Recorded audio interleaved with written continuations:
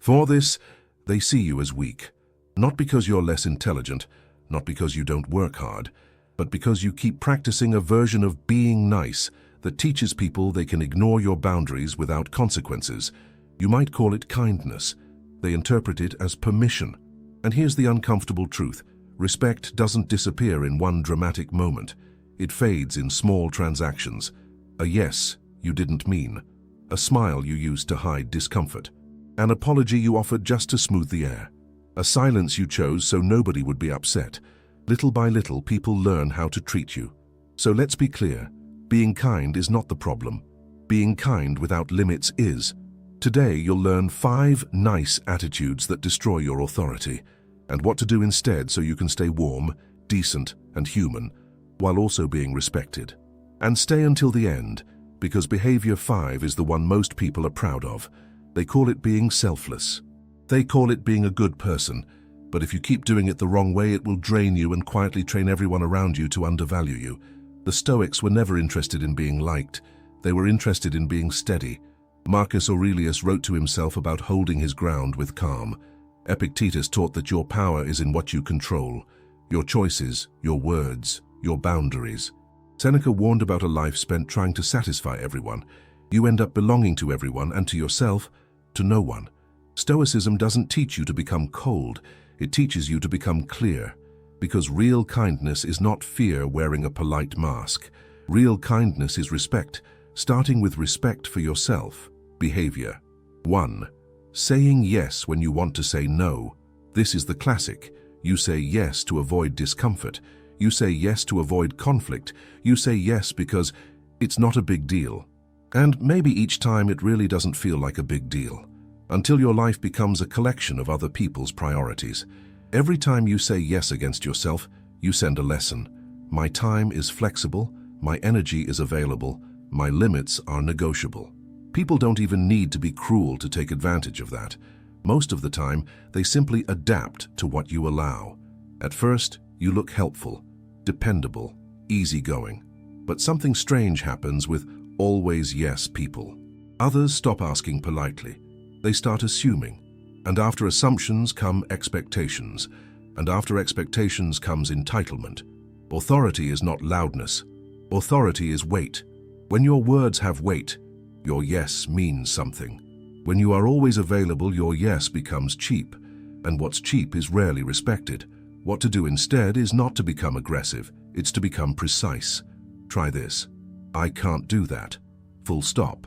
Or, I'm not available for that. Full stop. Or, I can help next week, not today. Notice what's missing. A long explanation, guilt, over-apologizing, a desperate need to be understood. You can be kind and firm at the same time.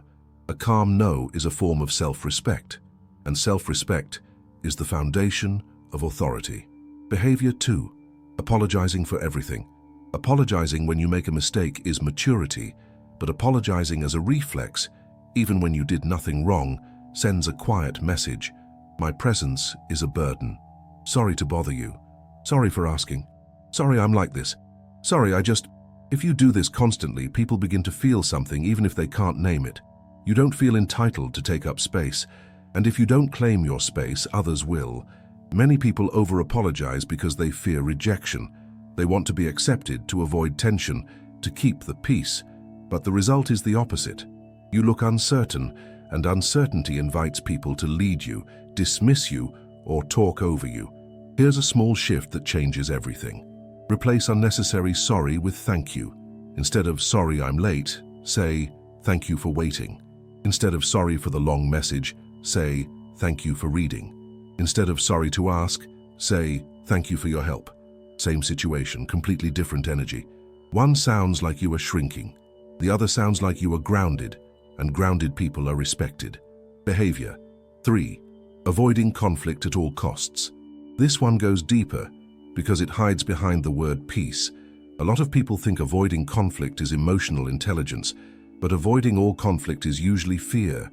Fear of losing approval, fear of being disliked, fear of being seen as difficult.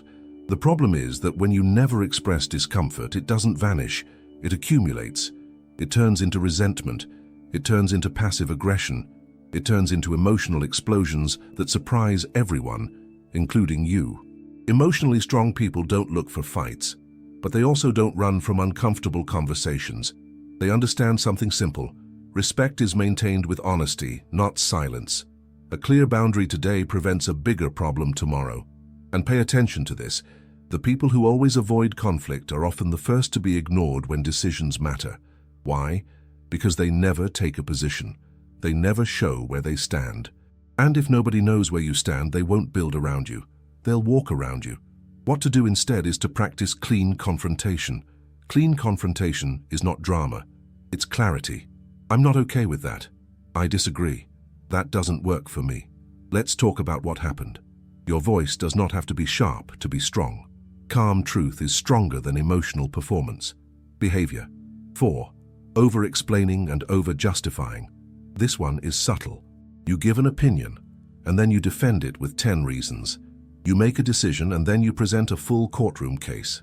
You change your mind, and you feel you must convince everyone you're not wrong. Over-justifying communicates something without you realizing it. I need permission. Confident people explain what's necessary. Insecure people explain more than necessary, not because they're bad, but because they're trying to earn approval. Look at the difference. Version A: I can't stay longer today. Version B: I can't stay longer today because I have so much going on, and tomorrow I wake up early and the week has been heavy, and it's not that I don't want to help, and I feel bad. One is a decision. The other is a request disguised as a statement. When you add too many details, you give people more doors to argue with you. They can negotiate each reason. They can dismiss your logic.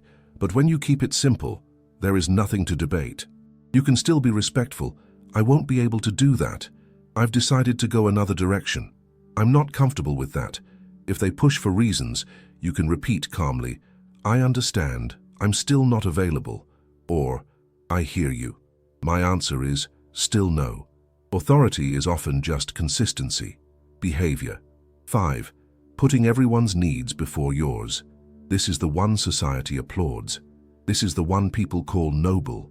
Caring for others, being generous, sacrificing yourself, always being the reliable one, always being the good person.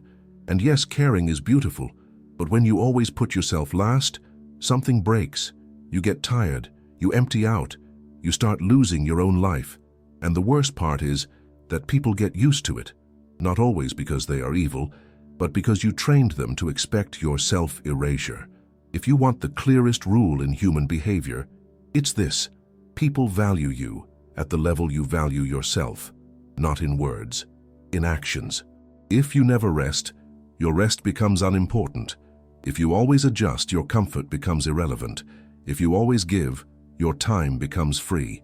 The Stoics would call this a failure of duty, not to others, but to yourself. Because your life is a responsibility. Your mind is a responsibility. Your energy is a responsibility. You cannot be a stable, reliable person if you are constantly abandoning your own needs. Self-care is not selfishness. It is emotional responsibility. And here's the twist. When you start prioritizing yourself, some people will get upset. Not because you're doing something wrong, but because the old version of you was convenient. The moment you introduce limits, the relationship has to become honest. And not everyone likes honesty. What to do instead is to practice balanced generosity. You help, but not at the cost of your health. You listen, but you don't become a dumping ground. You care, but you do not betray yourself. Try this line: I want to support you, and I also need to take care of myself. That sentence alone separates kindness from self-destruction. Now, let's connect all 5 behaviors, because they're not separate. They are the same pattern wearing different clothes. Saying yes when you mean no is fear of discomfort. Over-apologizing is fear of taking space. Avoiding conflict is fear of being disliked. Over-justifying is fear of being judged. Putting everyone first is fear of losing love.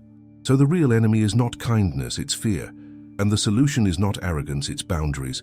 Boundaries are not walls, they're doors with rules. They don't block love, they protect it.